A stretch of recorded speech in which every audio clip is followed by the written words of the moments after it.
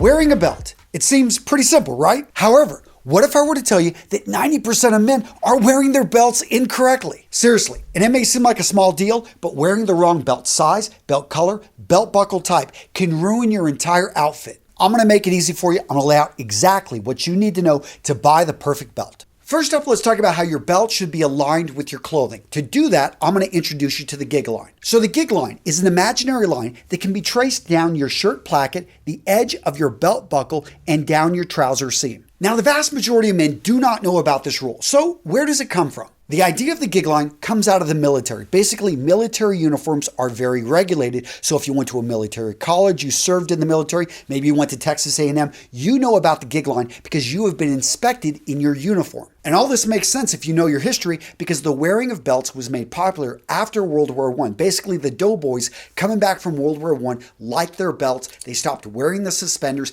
and belts picked up in popularity in the 1920s, 30s, and 40s. So now you got a better idea of how to wear a belt and how to correct that mistake. But what about belt size? What about the material used in the strap? What about the belt buckle types? What's all this belt terminology? So let's dive into the anatomy of a belt. First up, we've got the strap. The strap is the flexible non-metal part of the belt that physically goes around the wearer's waist.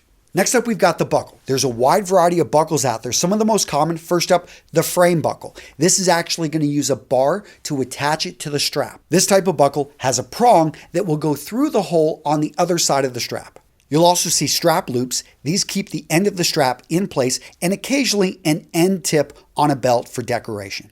You'll also see buckles with a sliding latch. This is where the belt slides through a metal latch and inside a vertical peg presses the belt into place and keeps it there under pressure.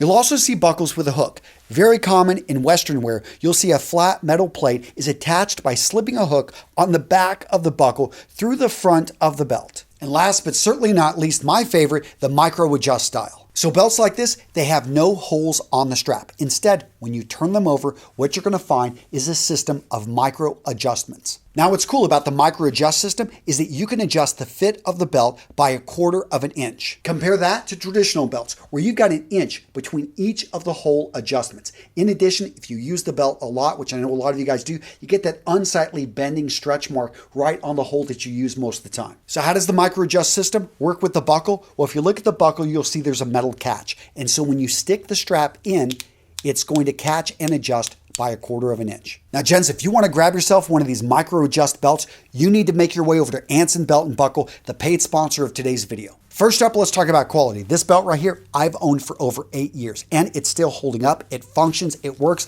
I don't have any fraying. I've got maybe a little bit of wear and tear, but guys, I've worn this belt all over the world. And if you don't believe me, go check out their website. First up, they've got a lifetime guarantee. If a company puts a lifetime guarantee, you know they believe in their product. Go read the reviews, guys. They've got almost 20,000 of them, the vast majority 5-star reviews. Now let's talk about customer service. One of the reasons I've worked with Anson Belt and Buckle for almost a decade is that these guys take care of their customers like their family. Seriously, guys, go out there and read the stories. I cut that strap a little bit too short. It was my fault. But guess what? They sent me a new strap. That's why I love this company. They take care of their customers. And let's talk about their interchangeable system. So I'm all about owning less, being able to get more from it. What I love about this, you can come out with 9 combinations here with 3 buckles and with 3 straps. They work together. And I need to point out, gents, they make an amazing gift. Not only is the packaging beautiful, but the belts can be adjusted to fit a waist from 20 inches to up to 50 inches. And by the way, the gift box is the best deal on their website. You're going to get the best price for 2 straps and 3 buckles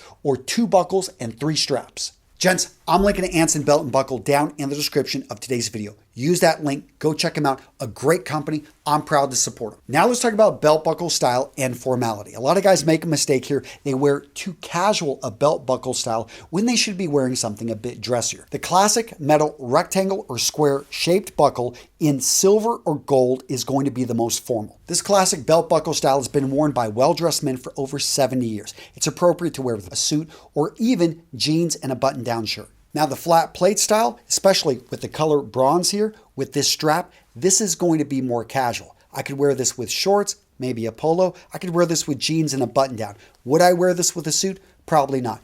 But you could dress it up a bit. So notice I went with a solid silver with a dark strap. you could actually pull this off with a suit. It would be pushing it, but most likely no one's going to say anything. And that leads us to talking about the strap. So if you've got a dressy buckle, does that mean you've got a dressy belt? The answer is not necessarily, because we need to look at the strap. So this strap right here, very casual. This entire belt now is going to be casual. Understand the casualness or the dressiness of your belt is a combination of both the buckle and the strap. So the dressiest belt straps are going to be made from leather and will come in either black, dark brown, or oxblood. So these straps right here are going to be a bit more casual. Notice I've got lighter colors, but I've also got patterns, a little bit of pebble stone right there. I've also got suede.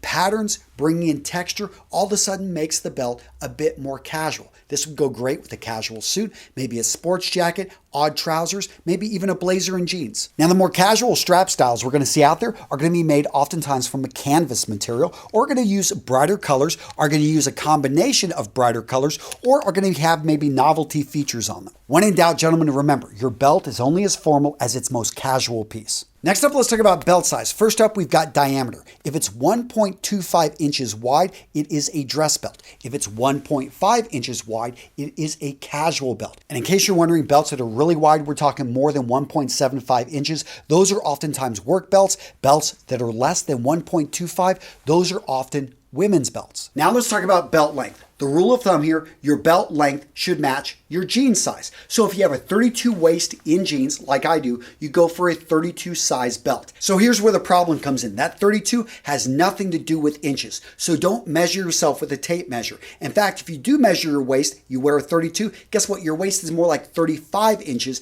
And that's what I get when I measure from the end of this buckle down to that center hole. So if you have a 36 waist in jeans, you want to go for a size 36 on your belt. And if you're not sure you're between sizes, always go with a slightly larger belt because you can downsize the belt. Now, this next measurement only the pros know about, and that is how much of the strap should extend past the buckle.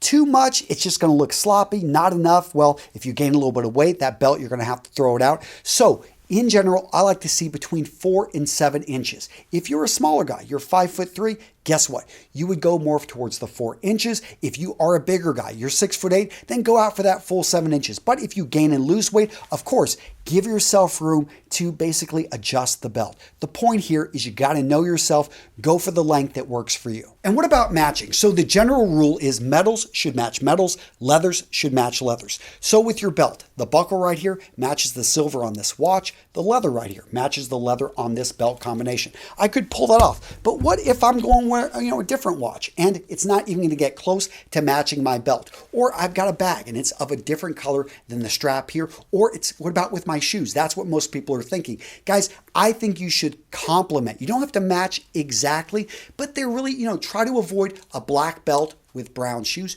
You can do it, but understand that these rules are there just to kind of bring a uniform look to everything that you're wearing. Again, you can break these rules, you can have fun, you can do what you want. So what to watch next? 21 genius style hacks. I know this because I'm a genius. I came up with them. Just kidding. But they are really good. And I had a lot of fun. And I went through and I tested all these hacks to make sure that they actually work. So I bet you will learn something new in this video, guys, right here. I will link to it down in the description.